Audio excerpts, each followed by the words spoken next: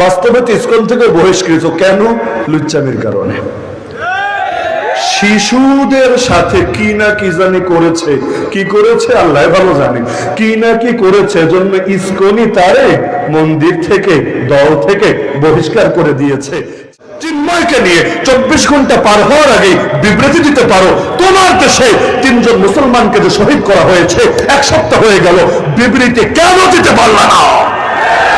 মুসলমান হিসাবে যেহেতু আমরা দুনিয়াতে আছি এবং আল্লাহ তাআলার বন্দেগী করেই নিজেদের জীবন কাটানোর স্বপ্ন দেখছি, সুতরাং আমরা যতদিন দুনিয়াতে থাকবো আমাদের বিরুদ্ধে ষড়যন্ত্র আর চক্রান্ত চলতেই থাকবে।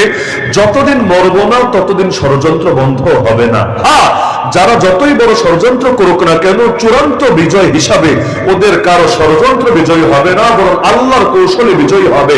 আর আল্লাহ আছেন সর্বদা আমাদের সাথে। ওয়ামাকারু ওয়ামাকারাল্লাহ আল্লাহু খায়রুল মাকিরিন। তারা ষড়যন্ত্র করেছে আর আল্লাহ কৌশল করেছেন। আল্লাহ হলেন সর্বোত্তম কৌশলী। আল্লাহ রাসূল সাল্লাল্লাহু আলাইহি ওয়াসাল্লামের চাইতে উত্তম আখলাক কোনোদিন কারো ছিল না, কোনোদিন কারো হবে না, হওয়া সম্ভব না। তাকে আল্লাহ জানিয়ে দিচ্ছেন, ওয়ালান তারদা আনকাল ইয়াহুদ ওয়ালান নাসারা হাত্তা তাত্তাবিআ মিল্লাতাহুম। হে নবী, কোন দিনও এই ইহুদি এবং খ্রিস্টানরা কিছুতেই আপনার উপর সন্তুষ্ট হবে না যতদিন না আপনি নিজের আদর্শ ছেড়ে ওদের আদর্শের অনুসারী না হবেন। হ্যাঁ, আপনি যদি আদর্শ পরিবর্তন করে ফেলেন ওরা আপনাকে বুকে জড়িয়ে নেবে, আপনাকে ভালোবাসবে, কিন্তু আপনি যদি আল্লাহর শিক্ষা দেওয়া আদর্শের উপর বলবৎ থাকেন, অটল থাকেন, অবিচল থাকেন, ওরা কোনোদিনও পারবে না আপনার উপর খুশি হতে। খালি যে নাখুশ হয়ে থাকবে শুধু তাই না, ওয়ালা ইয়াজালুনা ইউকাতিলুনাকুম হাত্তা ইয়ারুদ্দুকুম আন দীনিকুম ইন ইসতাতাউ। তারা তোমাদের বিপক্ষে লড়াই চালিয়ে যাবেই যাবে যতদিন না তোমাদেরকে তোমাদের দিন থেকে সরাতে পারবে। ওদের আক্রোশের সীমাটা আপনি একবার দেখেন। যে রাসূল সাল্লাল্লাহু আলাইহি ওয়াসাল্লাম এখন থেকে প্রায় আরো 1500 বছর আগে যার ওফাত হয়ে গিয়েছে, রওজায়ে আতহারে শুয়ে আছেন, এই 1500 বছর পরে এসেও তাকে গালি দিতে হচ্ছে, তাকে নিয়ে ব্যঙ্গ করতে হচ্ছে, তাকে নিয়ে কার্টুন ছাপতে হচ্ছে, আবার সেগুলোর পক্ষে ওদেরকে দালালি করতে হচ্ছে। সেই ফ্রান্সের শার্লে আবদে পত্রিকায় বলেন, আর বাংলাদেশের প্রথম আলোর আলপিন, আমার এখনো মনে পড়ে, তখন ছোট কিন্তু বাসায় নিয়মিত এই প্রথম আলো আর যুগান্তর 2টা পত্রিকা রাখা হতো। এর মধ্যে আলপিন সাপ্তাহিক একটা রম্য ম্যাগাজিন ছিল, এটার জন্য অপেক্ষায় থাকতাম কবে আসবে। কিন্তু দেখা গেল সে আলপিনের মধ্যে প্রথম আলো এই বাংলাদেশে বসে আল্লাহর নবীর শানে ব্যঙ্গ করেছে, আল্লাহ নবীর কার্টুন ছাপার দুঃসাহস পর্যন্ত দেখিয়েছে। এই আল্লাহ নবী সাল্লাল্লাহু আলাইহি ওয়াসাল্লামকে গালি দেওয়ার মধ্যে কি মজা পেয়েছে, এতকাল পরে সেও তাকে গালি দিতে হবে কোন দুঃখে? এই ইন্ডিয়ার বুকে এক ধর্মসভা থেকে এক হিন্দু পুরোহিত আল্লাহ নবীকে গালি দিয়ে বসলো, ব্যঙ্গ করে বসলো। মুসলমান মামলা ঠুকলো, মামলা করার কারণে তাকে তো গ্রেফতার করা হলোই না, উল্টা তার পক্ষে রাজ্যের ক্ষমতাধর বিধায়ক পর্যন্ত সাফাই গাইল। মুসলমান সহ্য করতে না পেরে লং মার্চের ডাক দিল, সেই লং মার্চ পর্যন্ত করতে দিল না, সেটাতে বাধা দিল। অবশেষে সেই ক্ষতের দাগ শুকানোর আগেই আল্লাহ রাসূলের মূর্তি তৈরি করলো এক পাশে, আর আরেক পাশে সাইয়্যিদুনা শেরে খোদা আলী হায়দার রাদিয়াল্লাহু আনহুর মূর্তি তৈরি করলো। এরপর ভিডিও করে লাইভ করে সারা দুনিয়াকে দেখালো, দেখ মুসলমান, আগে তো গালি দিয়েছিলাম, এবার মূর্তি বানালাম, এবার এই মূর্তি আগুন দিয়ে জ্বালিয়ে দেব, তোরা কিছুই করতে পারবি না। এমনকি ওদের ষড়যন্ত্রের হাত থেকে মসজিদ পর্যন্ত বাঁচতে পারছে না। 2 দিন পর পর দাবি তুলবে এই মসজিদের জায়গায় নাকি আগে মন্দির ছিল, এখানে নাকি খুঁজলে শিবলিঙ্গ পাওয়া যাবে, ইত্যাদি ইত্যাদি। বাবরি মসজিদ ভেঙে শহীদ করেছে। একটা সুনিশ্চিত তথ্য আর প্রমাণ দেখাতে পারে নাই যে আসলে এখানে অতীতে কখনো সুনিশ্চিত ভাবে মন্দির ছিল। জ্ঞান পাপি না, জ্ঞান বাপি মসজিদ নামে একটা মসজিদ আছে, বেশ ঐতিহ্যবাহী, সেটাকে পর্যন্ত এখন একই চক্রান্তের মুখে ফেলেছে। সেখানেও নাকি মন্দির ছিল, ভেঙে চূর্ণ বিচূর্ণ করবে। উত্তরপ্রদেশের এক শাহী জামে মসজিদ আছে, এর বিরুদ্ধে কোর্টের মধ্যে রিট দায়ের করলো যে এই মসজিদের নিচেও নাকি ওদের সাবেক মন্দির পাওয়া যাবে খুঁজলে, এজন্য যাতে তদন্ত করে এটার পক্ষে ব্যবস্থা নেওয়া হয়। কোর্ট ইনভেস্টিগেশনের আদেশ জারি করলো। আদেশ জারি করতে দেরি 6 ঘন্টাও পার হলো না, মাত্র 6 ঘন্টাও পার হলো না, তার আগেই ইনভেস্টিগেশনের টিম গিয়ে হাজির হলো বিশাল পুলিশি ফোর্স নিয়ে। গাড়ি থেকে নেমেই জয় শ্রীরাম, জয় শ্রীরাম, জয় শ্রীরাম স্লোগান দিতে দিতে ছুটে যাচ্ছিল মসজিদের দিকে। আর ওদের এই স্লোগান শুনে এলাকার যত হিন্দুত্ববাদী আছে সবগুলো এসে জোটবদ্ধ হলো। মিলিত হলো ওদের সাথে। যখন মুসলমানরা দেখলো এভাবে সবাই মিলে আসমান জমিন কাঁপিয়ে জয় শ্রীরাম স্লোগান দিয়ে দিয়ে মসজিদের দিকে আসছে, আমার এলাকার মসজিদের দিকেও যদি এভাবে জয় শ্রীরাম দিতে দিতে কেউ ছুটে আসে, আমি বেঁচে থাকতে ওর কদম তো কিছুতেই পড়তে দেব না মসজিদের বুকে। মসজিদের মধ্যে আল্লাহু আকবারের ধ্বনি উচ্চারিত হবে, মসজিদের মধ্যে জয় শ্রীরাম উচ্চারিত হবে, আর মুসলমান বসে বসে তামাশা দেখবে। যা চলে গেল মুসলমান এটা কিছুতেই সহ্য করবে না। তো মুসলমানরা তাকবীর দিতে শুরু করলো, বাধা দিল ওদেরকে, যে বুঝাই যাচ্ছে তোমরা কিসের ইনভেস্টিগেশন করবা, তোমরা অবশ্যই দালালি করবা, আর তোমরা আগ থেকেই ফয়সালা নির্ধারণ করে রেখেছো, এখন শুধু একটা শো করবা, একটা নাটক করবা। বাধা দিল। পুলিশ জায়গার উপর গুলি করে আমাদের তিনজন মুসলিম ভাইকে শহীদ করে দিল। দুঃখের বিষয়, আরে পুলিশ নয় তো শহীদ করেছে, একটা সপ্তাহ হতে চললো, এখনো পর্যন্ত ইন্ডিয়া একটা বিবৃতি দিল না, দুঃখ প্রকাশ করলো না, অভিযুক্তদের বিরুদ্ধে কোনো অ্যাকশন নিল না। আর অবাক লাগে, বাংলাদেশের কোন এক লুচ্চা, এক বাটপার, এক বলাৎকারী, এক যৌন ভাবে আক্রান্ত এই এক পাপিষ্ঠ চিন্ময় দাস ব্রহ্মচারী গ্রেফতার হলো।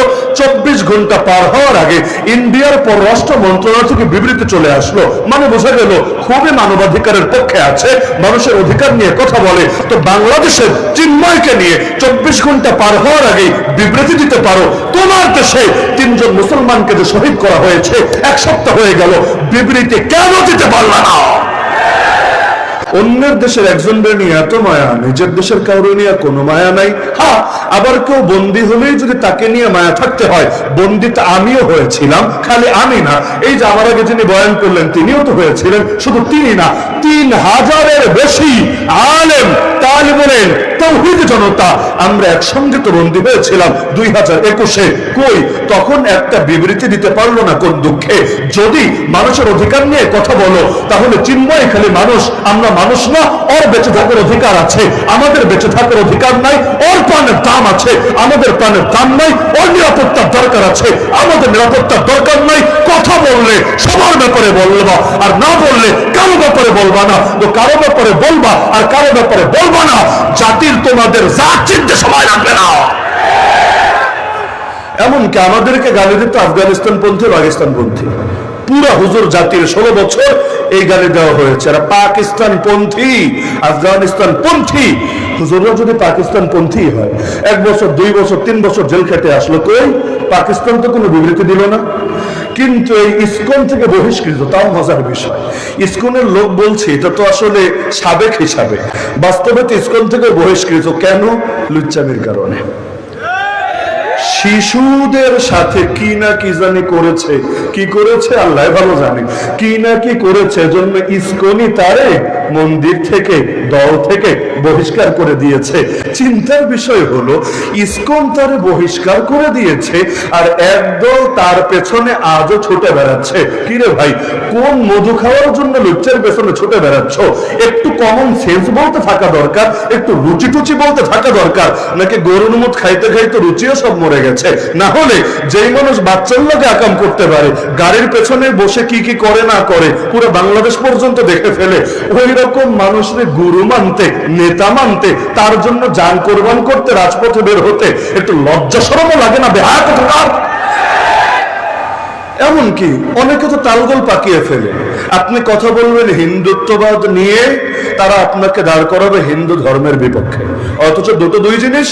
আরে আগে পড়ালেখা তো করো, বোঝো যে কোনটা হিন্দুত্ববাদ আর কোনটা সনাতনী ধর্ম বা হিন্দু ধর্ম, আসমান জমিনের পার্থক্য। যেমন মুসলমান মানি যা, কাদিয়ানি মানেও কি তা?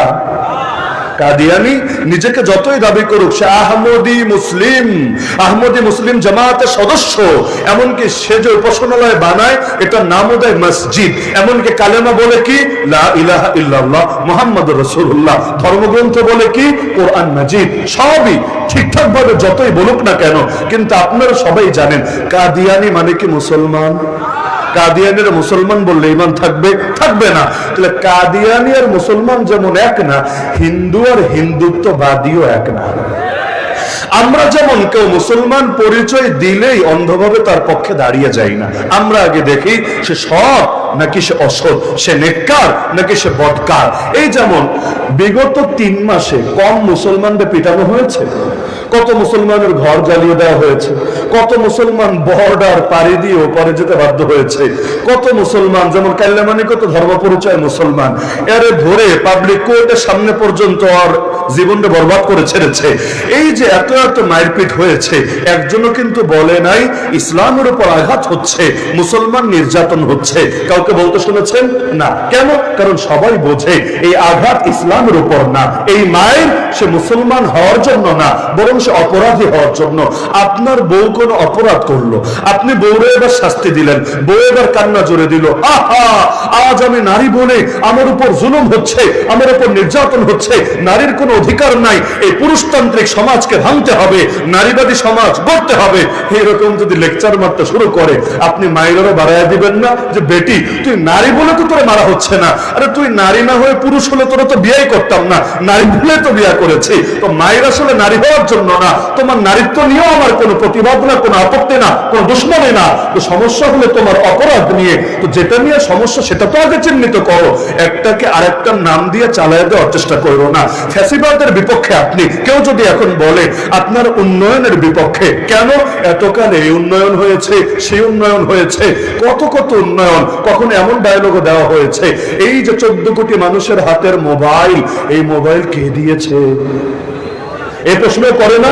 অদ্ভুত ব্যাপার, মানে পকেটের পয়সা দিয়ে মোবাইল কিনবো, এই মোবাইলও নাকি সে দিয়েছে।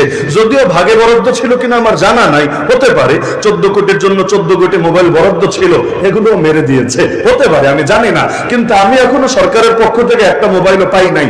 আপনারা এখানে হাজার হাজার যারা আছেন, কেউ পেয়েছেন না? আপনারাও পান নাই, তারপর এটা নাকি ওরা দিয়েছে। আচ্ছা হোক, এখন আপনি ফ্যাসিবাদের বিপক্ষে বক্তৃতা করলেন, কেউ বলল দেখ দেখ উন্নয়নের দুশ্মন, স্বাধীনতার দুশ্মন, দেশপ্রেমের দুশ্মন, আপনি মানবেন? মানবেন তো না, উল্টা প্রতিবাদ করবেন। তো কোনটা হিন্দু ধর্মের বিরোধিতা আর কোনটা হিন্দুত্ববাদ নামের এই জঙ্গিবাদ, এই সন্ত্রাসবাদ, এই টেররিজমের বিরোধিতা, আগে সেটা বুঝো, তারপর দালালি করতে আসো।